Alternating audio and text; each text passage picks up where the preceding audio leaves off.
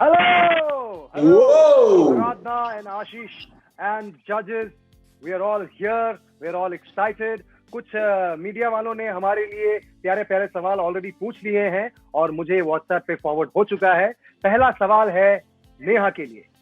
नेहू, आपके लिए सवाल है कि you have come up the hard way, single-handedly, which is true. What's your message for the kids who want to make it big in music?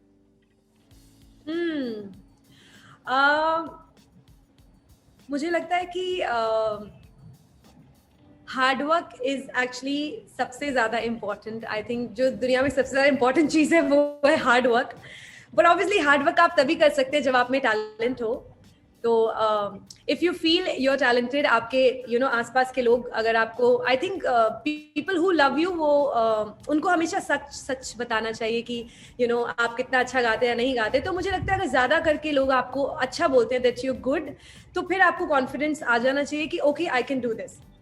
उसके बाद आपको concentrate करना है in what you doing. Because sometimes also हम क्या करते हैं कि अगर मुझे सिंगर बनना है तो मैं जैसे मुझे I am also I feel कि मैं अच्छा एक्ट भी कर लेती हूँ, अच्छी एक्टिंग कर लेती हूँ, अच्छा डांस भी कर लेती हूँ. बट अगर मैं ये सब एक साथ सब पे कंसंट्रेट करती तो वो शायद मैं आज इतनी बड़ी सक्सेसफुल सिंगर नहीं बन पाती. तो मैंने क्या किया, मैंने सबसे ज़्यादा कंसंट्रेशन अपना सिंगिंग पर रखा और सबसे मेरा भगवान मेरी सिंगिंग है.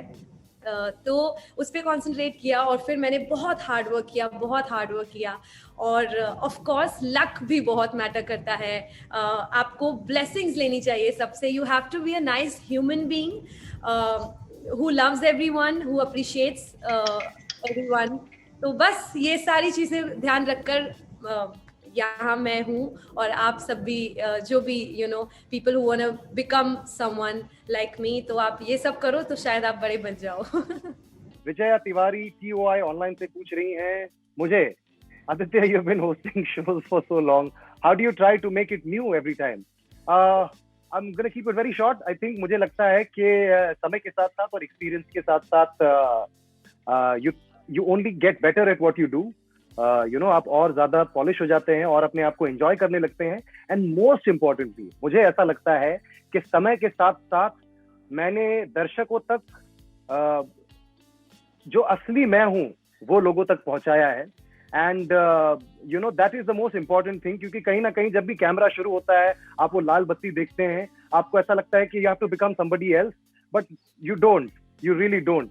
आई थिंक हम सब इतने यूनिक हैं और हमारी जो यूनिकनेस है वो हम बनाती है और इसीलिए we should be very very proud of who we are. और मेरी हमेशा यही कोशिश होती है. I think what makes the show new always is the contestants, their talent, their hard work. वो कहाँ से आते हैं, उनकी कहानियां, और एक परिवार सा बन जाता है. हम तो ऑलरेडी एक क्लोजली निट फैमिली हैं और उसके बाद ये नए सदस्य हमारे परिवार में आते हैं, हम उनकी कहानियां सुनते हैं, हम उनका टैलेंट देखते हैं, सुनते हैं, हमारा दिमाग खराब हो जाता है, हम लोग पागल खाने जाते हैं, हम लोग वापस आते हैं, उसके बाद हम शो शुरू करते हैं और हम इतना इंस्पायर होते हैं, इतना प्रेरित होते हैं इनकी दीवानगी से, इनके जुनून से और इनके सिंगल माइंडेड फोकस से कि ये सिर्फ और सिर्फ म्यूजिक से प्यार करते हैं. They are like horses with blinders. वो लेफ्ट राइट कहीं नहीं देख रहे हैं, उनको सिर्फ अपना लक्ष्य नजर आता है. And to make an entertaining show around such talent is actually not a very difficult job. काम बहुत है, मेहनत बहुत है, लेकिन मुश्किल बिल्कुल नहीं है. Last season, your and Neha's chemistry was the talk of the town, and now both are married to different people. What is your take on that? इससे आप मुझसे मेरा टेक क्यों पूछ रहे हैं? वैसे सबसे पहले मैं आप सबको बता दूं कि जब भी आप कोई शो देखते हैं या कोई फिल्म देखते हैं, उसमें जो भी रिलेशनशिप्स होती हैं वो काल्पनिक होती हैं, यानी कि इमेजिनरी. या तो डायरेक्टर इसे चाहता है या तो स्क्रिप्ट की डिमांड होती है. सबसे पहले मैं बता दूं कि I believe that it's not just Neha and my chemistry, it's our chemistry as a unit, as a team, the जजेस, the music team, the contestants, हमारे Fremantle, TCT, Soni, little bit me and everybody together. मैं बता नहीं सकता हूँ कि हम लोग कितना एंजॉय करते हैं. जो आप अभी देख रहे हैं, ऑब्वियसली ये एक छोटा सा 1.25 घंटे की मुलाकात है हमारे साथ, लेकिन हम बहुत एंजॉय करते हैं और दिल से, you know, I know for a fact and I can speak on everybody's behalf, जब हम लोग शूट डे पे उठते हैं, इंडियन आइडल के शूट पे जाने के लिए, हम सब एक चेहरे पे मुस्कुराहट के साथ उठते हैं, एक एक्साइटमेंट के साथ उठते हैं और बहुत सारी पॉजिटिविटी के साथ उठते हैं। जहां तक नेहू और मेरी केमिस्ट्री का सवाल है, देखिए, केमिस्ट्री एक ऐसी चीज है सबको आती नहीं, जिसमें आदि, हमारी एक ऐसी चीज है जिसमें आदि हमेशा फेल हुआ स्कूल में। सर ये सच बताने की क्या जरूरत थी सर। तो जहां तक हमारी मस्ती का सवाल है, आई डोंट थिंक कि हम मस्ती करना बंद करेंगे, और ये चलता रहेगा। और बस मुझे ऐसा लगता है कि अब इस परिवार में 2 सदस्य और जुड़ गए हैं, एक न्यू की तरफ से, एक मेरी तरफ से, तो और मजा आने वाला है और बहुत सारी केमिस्ट्री होने वाली है। और मैंने कभी ये नहीं कहा कि जस्ट बिकॉज मैं शादी कर रहा हूँ मैं नेहू से फ्लर्ट करना बंद कर दूंगा। So please don't assume this wrong thing. Thank you very much. अगला सवाल नेहू के लिए, you have just started a new journey in your life, how does it feel to come back? पहली बात तो मुझे पता नहीं था कि इतनी खूबसूरत हो जाएगी life. No doubt my life was already very very beautiful. I'm really thankful to God, and not only God, मुझे लगता है जितने भी लोग लाइफ में मिले हैं वो सब लोग, स्पेशली हमारे जितने भी लोगों को मैं देख रही हूँ, एक इंसान मिसिंग है, नीरज सर, तो आई कॉल हिम जीजू, तो बस वो मिसिंग है। आप सब लोग मुझे लगता है कि ऑल्सो मेरी जर्नी का पार्ट हो, क्योंकि पहले जो शो किया था उसमें भी आशीष सर थे, और अब Indian Idol I think, sorry Adi you also. तो आई थिंक आप सब लोग मेरे बहुत बड़ी, आई थिंक मेरे सक्सेस में आप लोगों का भी बहुत बड़ा हाथ है, क्योंकि आप सब लोगों ने बहुत सपोर्ट किया है, बहुत प्यार दिया है। और तो हाँ, तो पहले लाइफ बहुत ब्यूटीफुल थी, अभी और ब्यूटीफुल हो गई है।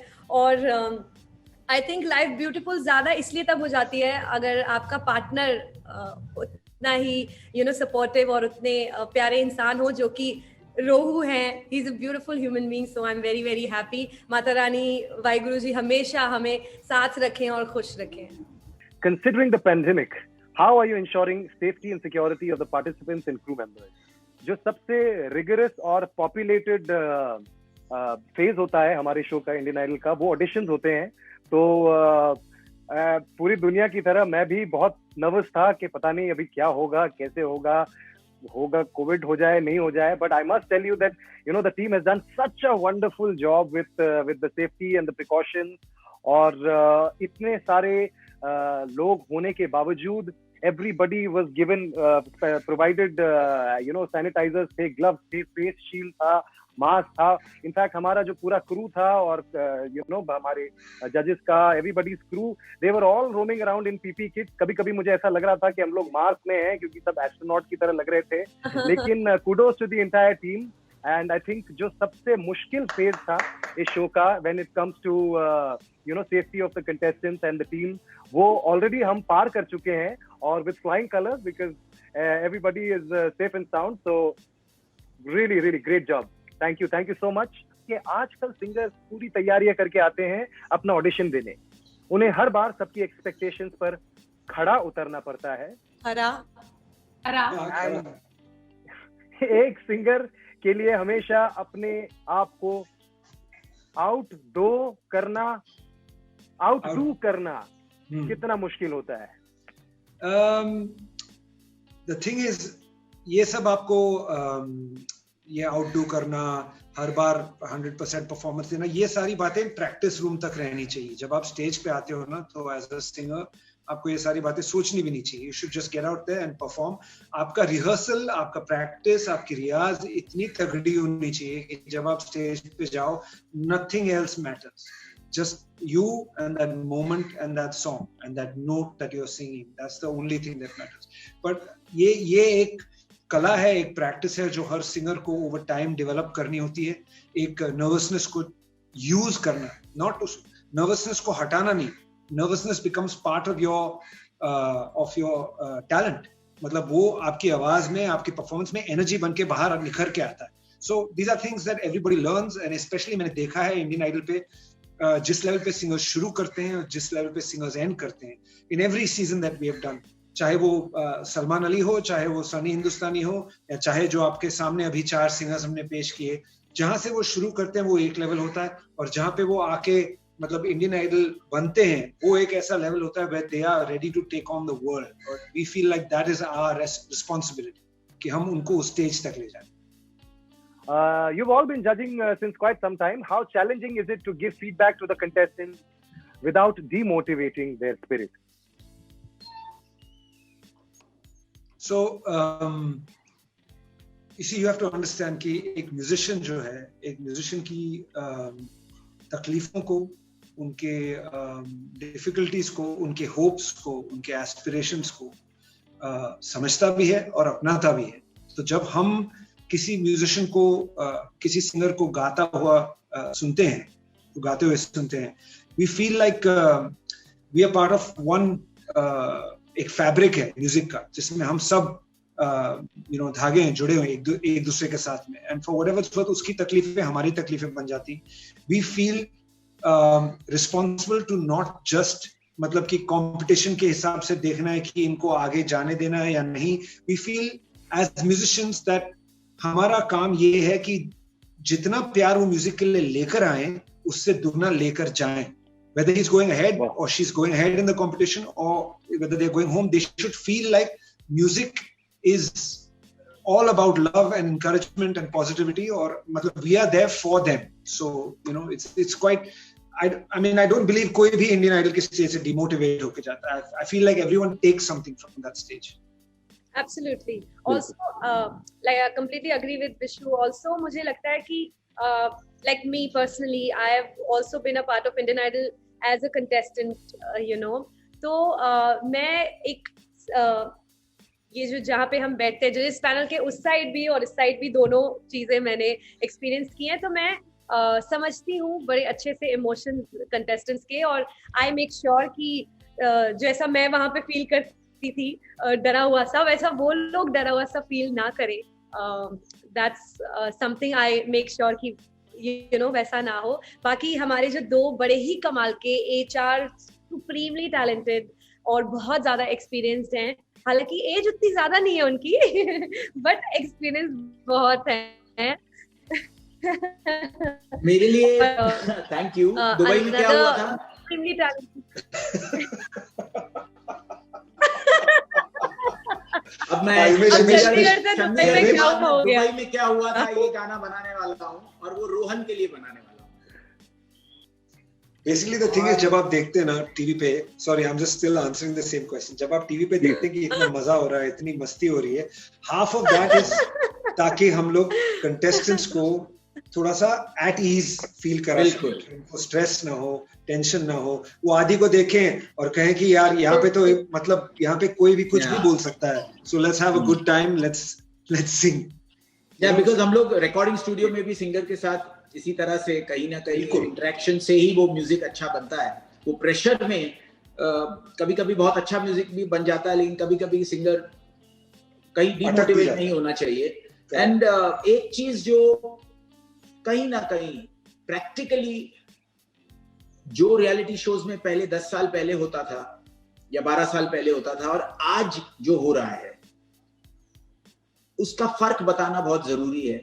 रियलिटी शो के सिंगर को मोटिवेट करके कि आज उसकी पर्सनालिटी भी बहुत इंपॉर्टेंट है, एक एंटरटेनर होना बहुत जरूरी है, एक बहुत ही अच्छा सिंगर लाइव में भी बहुत अच्छा होना चाहिए, लेकिन टोन में वो फ्रेशनेस होनी चाहिए. और साथ ही साथ ही has to keep in mind, because Bollywood में वो सिर्फ प्लेबैक सिंगर बनने अब नहीं आया है. आप देख रहे हैं कि सिंगल्स का जमाना आ चुका है, एल्बम्स का जमाना आ चुका है, और वो शुरुआत हो चुकी है. विद इन 2 years कोई अलग लेवल पर आप एक जैसे इंटरनेशनल म्यूजिक में, या जैसे हम लोगों ने बड़े बड़े एल्बम्स किए हैं, तो वो सिंगर पे वो गाना ज्यादा पसंद आएगा, न कि वो प्लेबैक सिंगर का जो माइंडसेट है, हर चीज में माइंडसेट बदलता है, पैंडेमिक ने माइंडसेट बदला है, वो प्रैक्टिकल एडवाइस भी उस सिंगर को होनी चाहिए, बिकॉज वो इतना रॉ टैलेंट है जो जैसे आप उसको घड़ोगे वो बन के निकलेगा, क्योंकि वो छोटे छोटे गांव से आते हैं, छोटे शहर से आते हैं,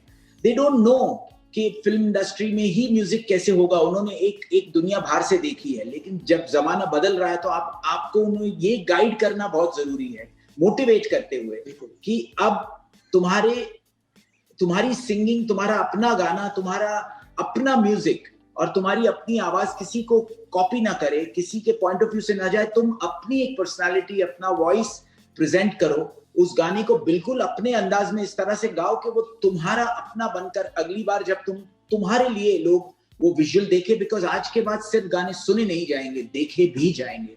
तो गाना देखना, सुनना, इट्स अ पैकेज। जैसे हम इंडियन आइडल में परफॉर्म करता हुआ उस बच्चे को देखते हैं, सिर्फ सुनते नहीं हैं। तो ये सारी चीजें प्रैक्टिकली भी मोटिवेट करते हुए एडवाइस देनी बहुत जरूरी होती है। एंड हम लोग पूरी कोशिश कर रहे हैं कि बस वो लोग बहुत पॉजिटिविटी के साथ बहुत प्यार लेकर जाए। बिल्कुल बिल्कुल। वाह। Tune in to Sony Entertainment Television this weekend. Thank you very much. Thank you so much, everyone. Thank you very much.